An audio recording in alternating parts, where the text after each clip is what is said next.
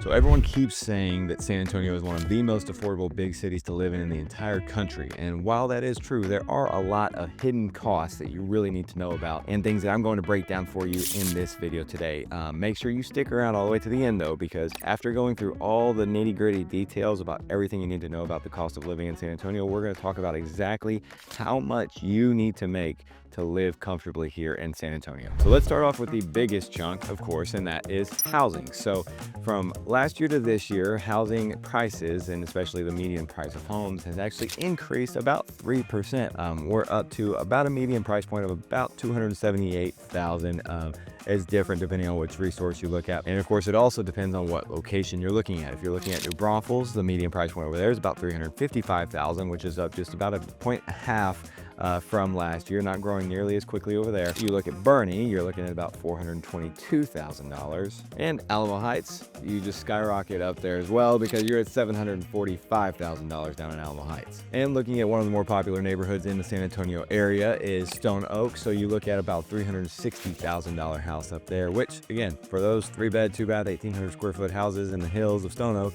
if you're over there in California, especially if you guys are watching from California, you know that $360,000 house there is $700,000+ over in California in certain parts over there. And if you're thinking about hidden costs that come with housing, such as HOA fees, we will talk about that. It is not nearly as bad as you might think that it is, and we'll talk about those later in this video though. Additionally, with new builds, San Antonio is known for having so many different new construction options, but it is not always the best option for most people. So even though you're getting crazy good incentives and really low interest rates, you're still going to spend about 15 to 20% more on the house itself versus if you were just to go and buy an existing home in that exact same neighborhood. However, that is starting to shift a little bit. These builders are bringing down their prices and have been pretty consistently for the last few years.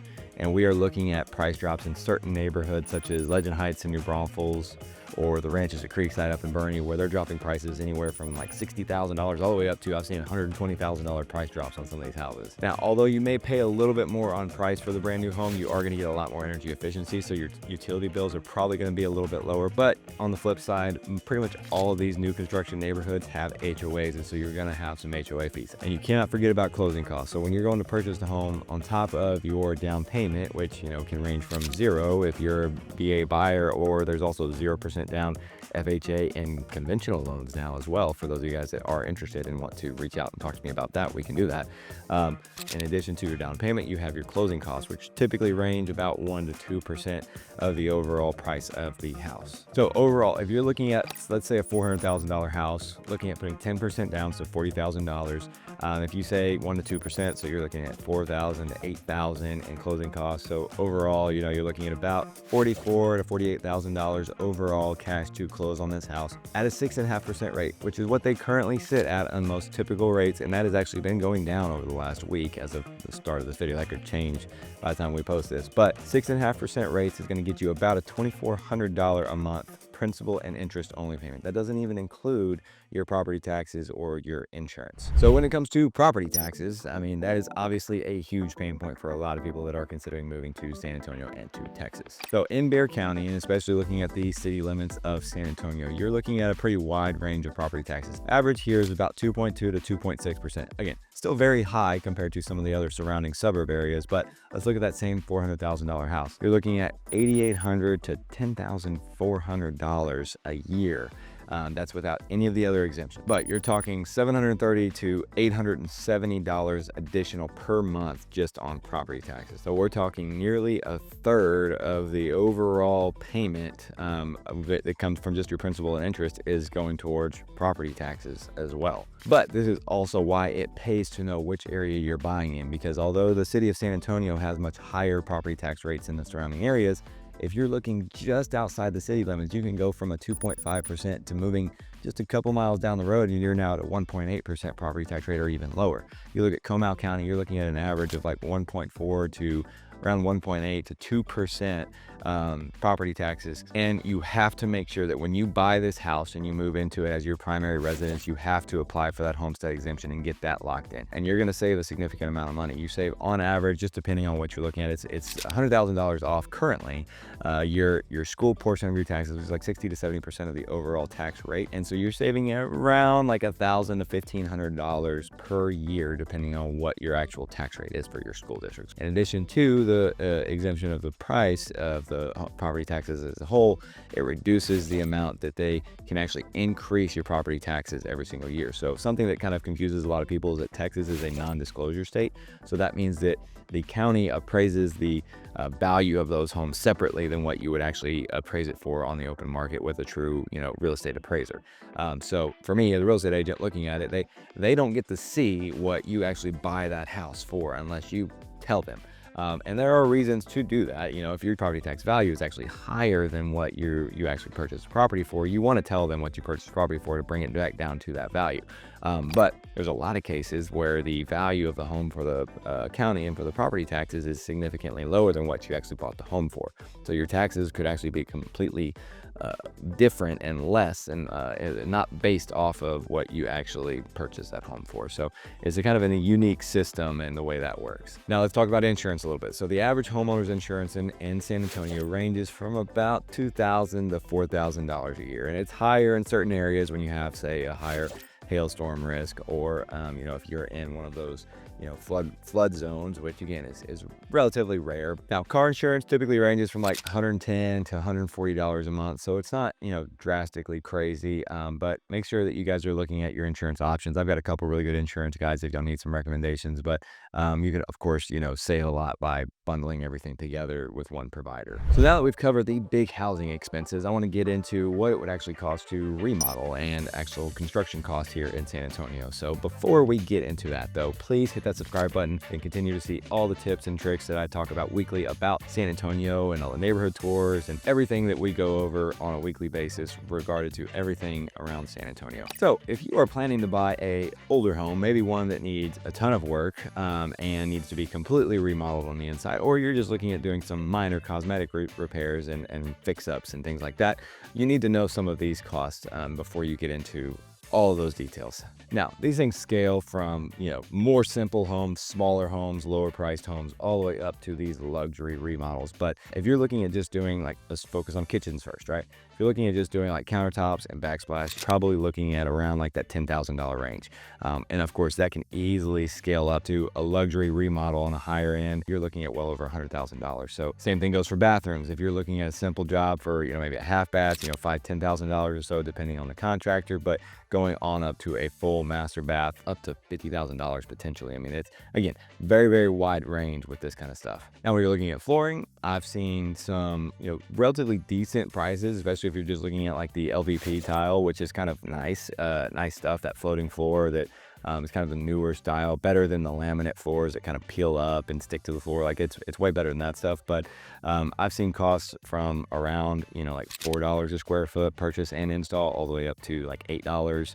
If you're looking at hardwood floors, you're looking $8 to $15 a square foot. And if you want some premium tile, you're looking from $15 to $25 plus per square foot. Again, that's premium high-end luxury stuff. If you're looking to upgrade the house for more accessibility, grab bars alone can cost $1,000 to $2,000 depending on what you're looking at. Installing a walk-in tub could be $10,000 to $20,000 is some crazy numbers that I've seen, and just a full accessibility remodel, it can be $25,000 to $40,000 easily. And of course, if you're handy or somebody, you can obviously cut those costs dramatically. Whenever you get these contractors out there, contractors are just expensive nowadays.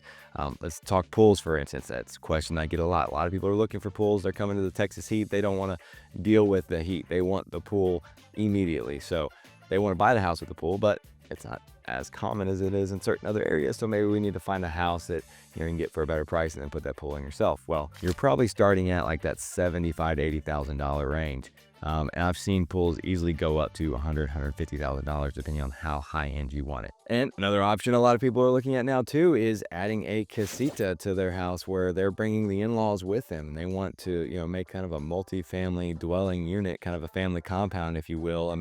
To get a good casita, 2 bedroom, possibly 1 bath, full kitchen, full living room, I mean, you're easily looking at 150 to $300,000 depending on the size and the scope of the build out itself. I mean, I've had a lot of people that are actually considering looking at RVs and trailer houses instead of building the casita, because obviously that is a lot more affordable. Now, I know all of these costs sound a little outlandish and pretty high, and again, I don't know what it's like in other parts of the country, but I can show you that later on in this video you're going to see where San Antonio's costs overall are much lower and kind of make up for some of these higher construction costs. So every home needs utilities, whether you're remodeling or not, so let's talk about those next. So utility costs in San Antonio might surprise you, or they might completely blow you out of the water and make you really reconsider that pool once you kind of look into how much it costs to maintain and have a pool. Electric bills in San Antonio run about $190 on average, and again, this is averaging from winter months where they can be significantly lower. You don't have to run that AC very much, you don't need to run the heater very much,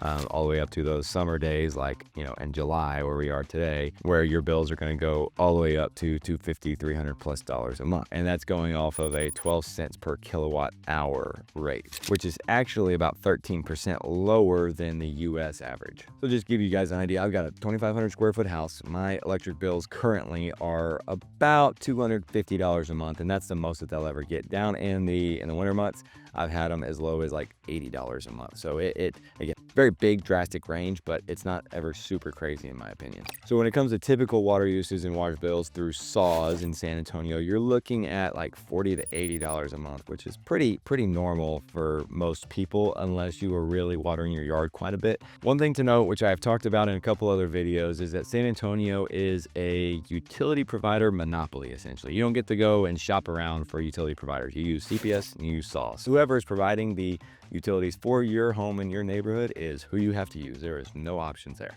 Now, a couple other little, utilities that not every house has, but natural gas, you're looking at probably like $25 to $50 a month. If you're looking at your internet usage, especially if you're getting that fiber internet, you're probably going to be like $70 to $80 a month. And so related to utilities, of course, if you have a newer HVAC system, especially if we're looking at buying a house, if it's an old HVAC system, that bill's going to be a lot higher because it's going to be working a lot harder to cool that home during the summer months.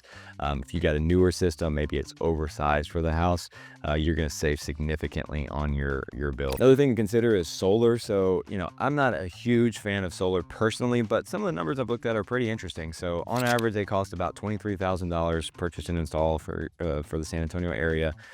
And with the current, energy efficient incentives, I've seen that the payback period on those is like 5 to 7 years. Looking at it from a different perspective, if you can buy a house with already solar on it, you can get that basically for free. They don't add any value for solar panels. I mean, if it's paid off, that's just an extra bonus to you. Now, if you're looking at rural living, especially if it's something you haven't done before, you got several other costs that could come into play, such as if you've got a well, if you've got septic, if you've got propane. So if you're looking at drilling a well, think $20,000 to $30,000 off the bat. And now it saves you for your water bills, which is great. But again, kind of looking at that long-term savings and what it takes to buy back and save you what you've put into it, it takes a while. Propane itself, I've got a buried propane tank, and we spend about $350, $400 a year on average to fill that thing up. And then when it comes to septic, you don't have to pay any sewer charges to the city itself, but you do have to pay about $500 every few years to get the septic tank pumped. But now we've talked about utility costs. Let's move on to some of these neighborhood specific costs, such as those HOAs.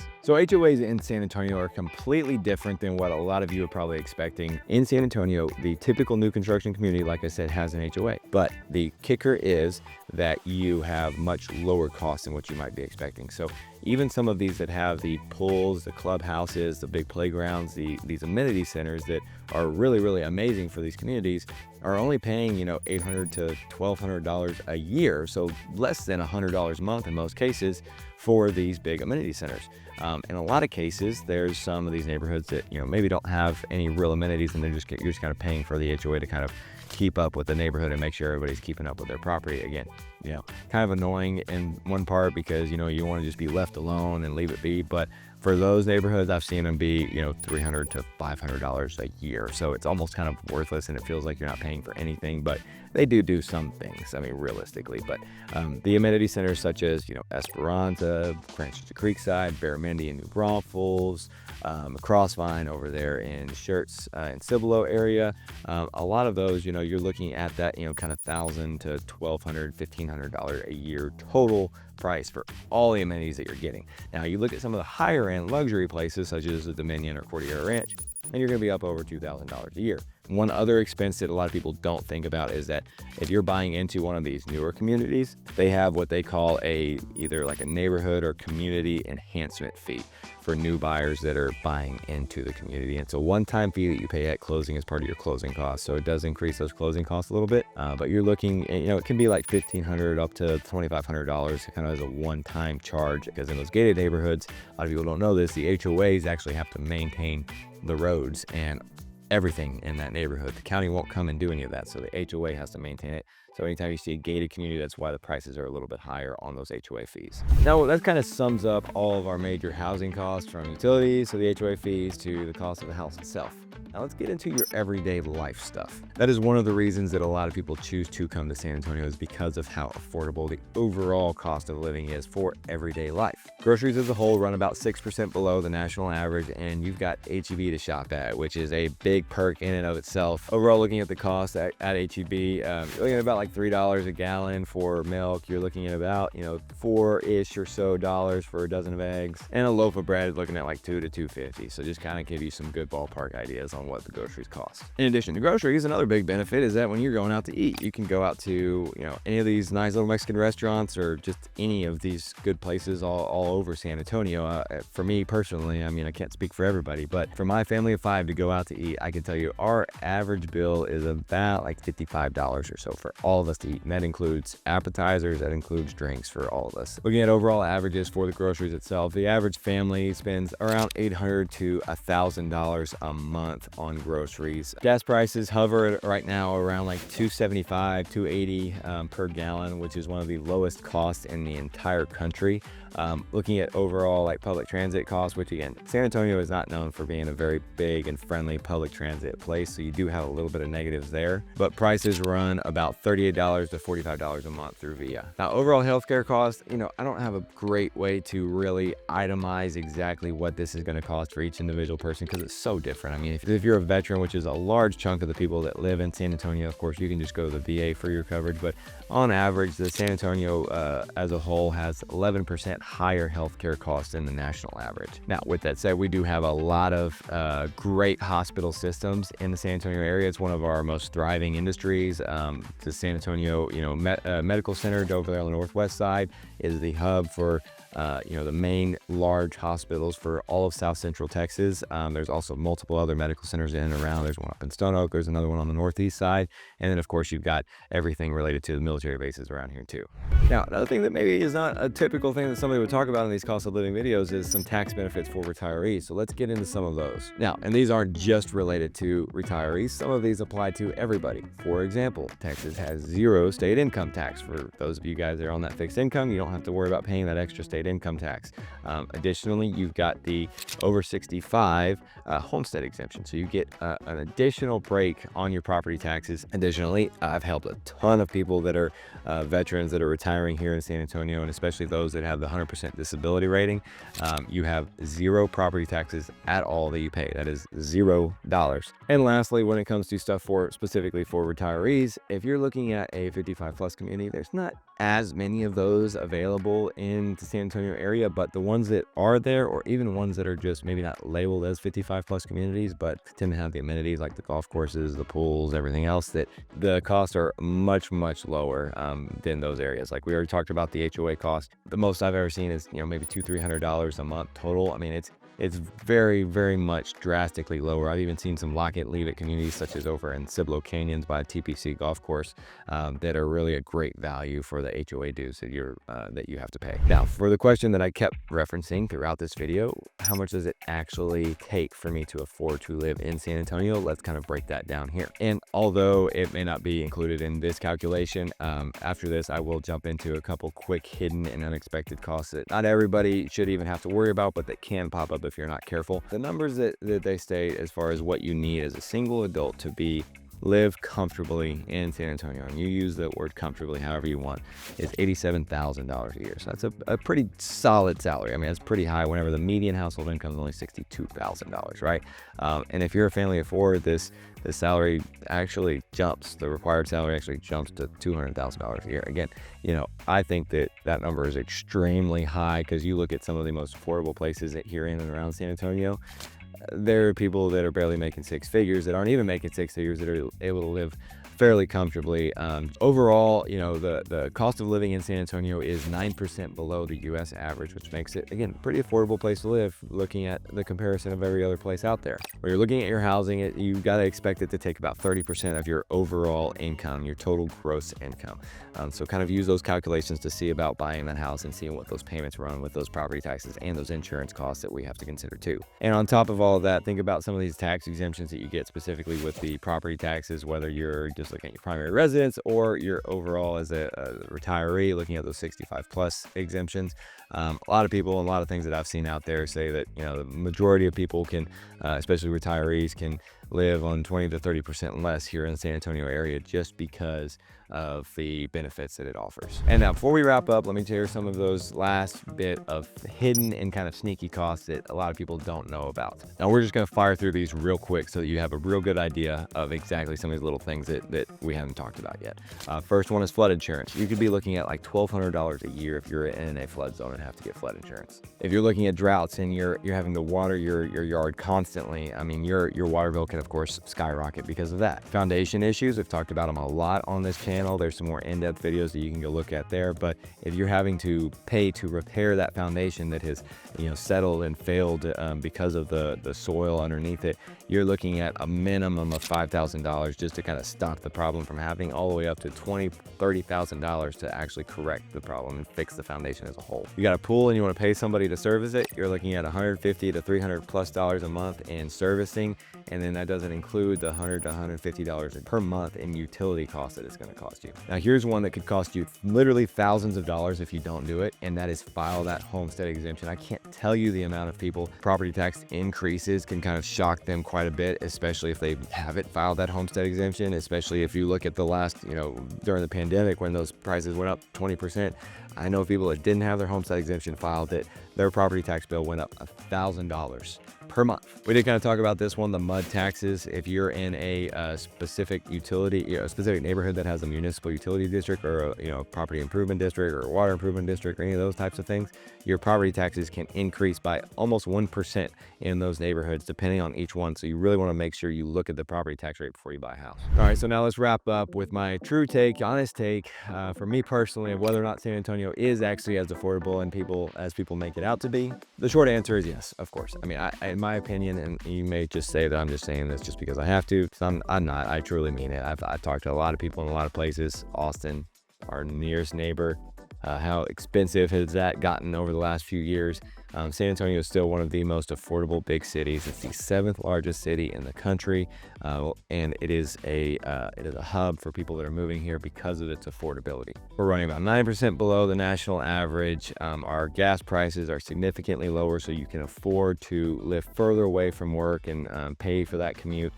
Getting into town, you can go to HEB, one of the best grocery stores in the entire country, and get some really good affordable groceries and capitalize on some of these super affordable housing options all around the city and all of these suburb areas. So now, if you are thinking about making San Antonio home, my name is Michael McCall, guys. If you have any questions whatsoever, reach out. My information is down in that description below. Would love for you guys to click that link from Calendly and schedule a call to talk with me or someone on my team about moving to the San Antonio area. We would love to help you guys out. We know the city like the back of our hands, so whether you're moving here in 2 days or 2 years, we would love to be that resource for you guys. If you have watched this video and you want to know a little bit more about the suburbs of San Antonio, I did a full video talking about the best and worst suburbs of the entire San Antonio area, and it's right here. And until the next one, we'll see y'all there.